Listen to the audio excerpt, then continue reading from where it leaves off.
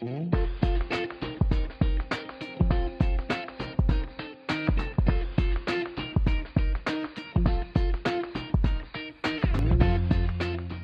bonjour, Dominique Réjugy, donc je suis médecin à l'ARS. J'ai en charge, pas tout seul, le virage ambulatoire. Je n'ai pas préparé de diapo sur la situation de la région.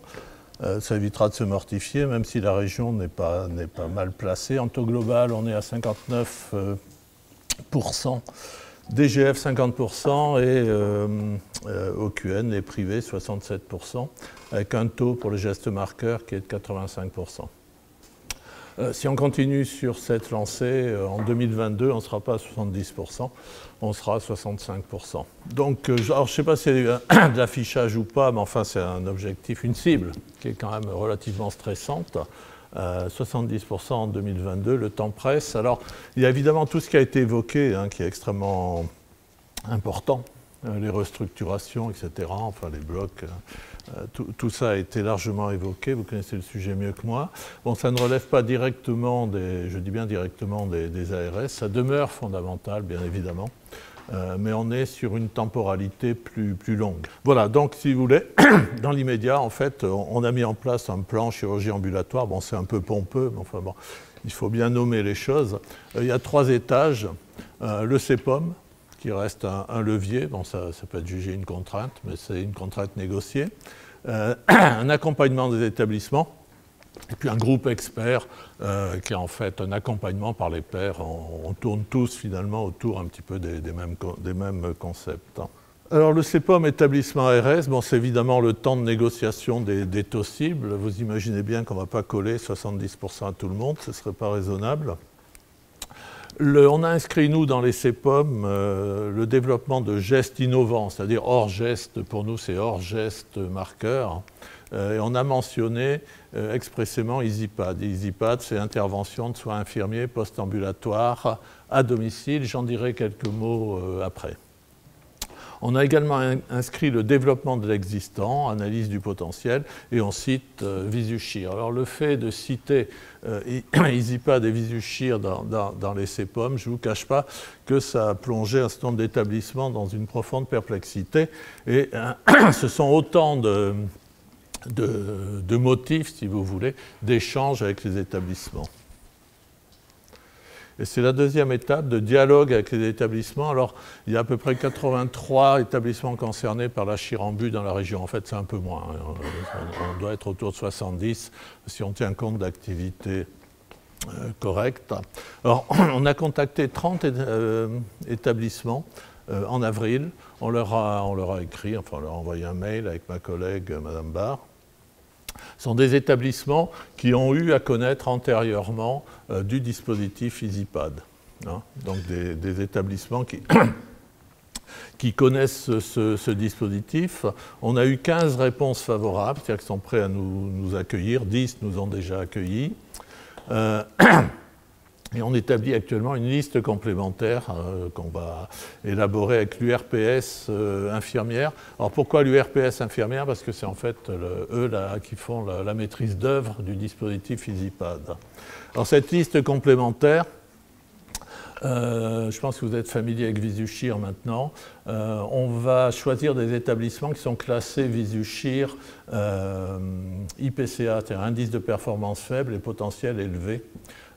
Et également, on ira visiter des établissements qui sont performance forte et potentiel fort. En fait, les grosses structures privées ou publiques de la région.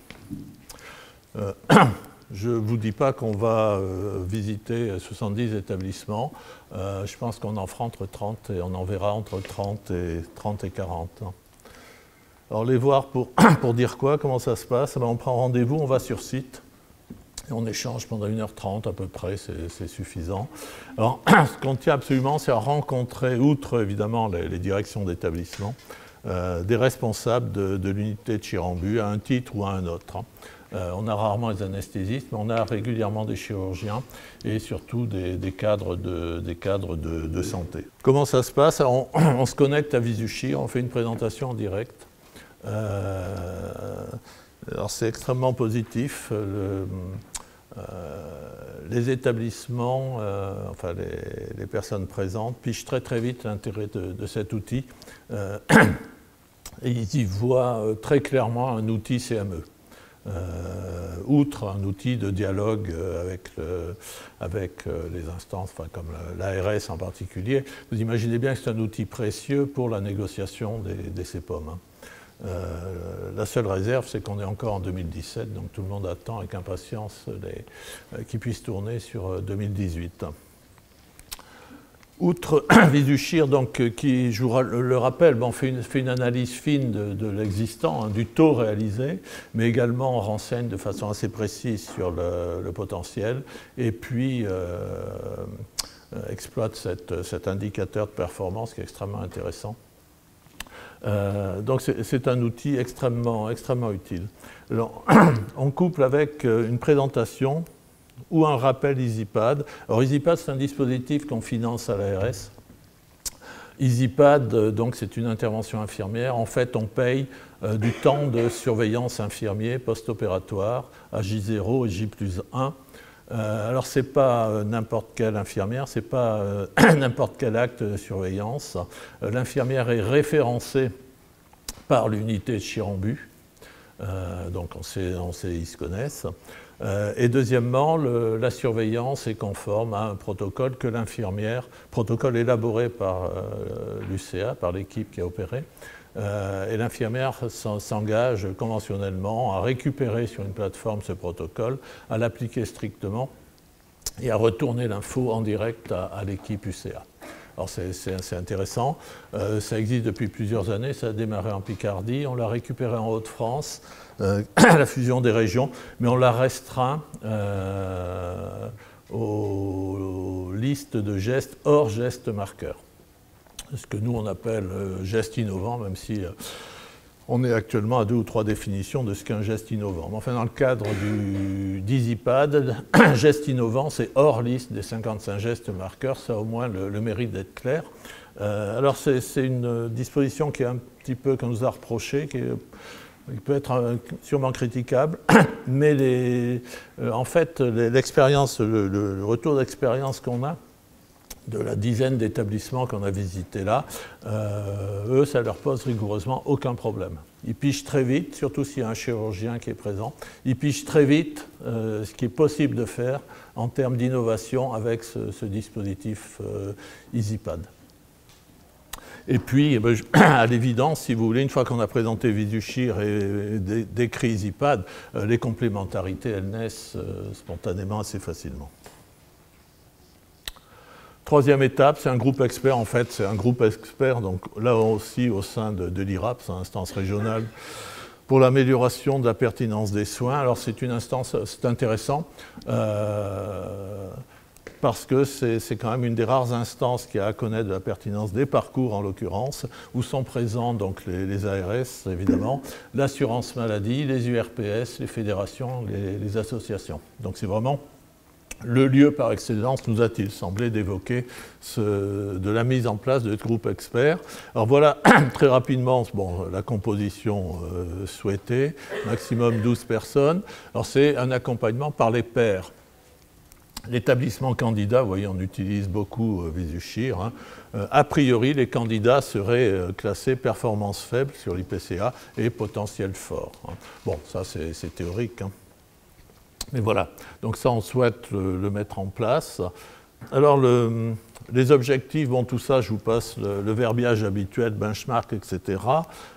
Par contre ce qui est important c'est l'approche pragmatique, c'est-à-dire qu'on veut vraiment aider des établissements qui sont dans des territoires un petit peu déshérités, comme en particulier, enfin je pense à l'Aisne, mais il y en a d'autres, des territoires qui ont vraiment besoin d'aide et pour lesquels l'accompagnement peut être différent d'un établissement qui est positionné dans la métropole lilloise ou amiénoise.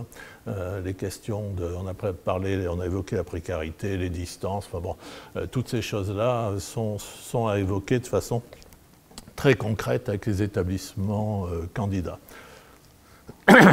Alors j'aurais aimé vous développer un petit peu plus où on en est.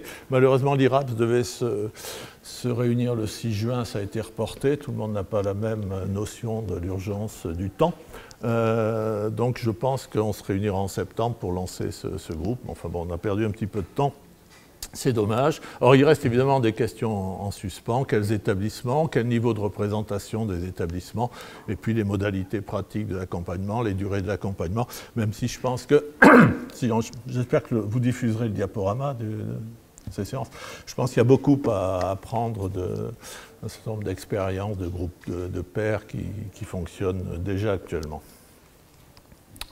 Les indicateurs qu'on compte suivre, bon là, il n'y a rien de très ébouriffant, hein, c'est le taux de Chirambu régional et par établissement.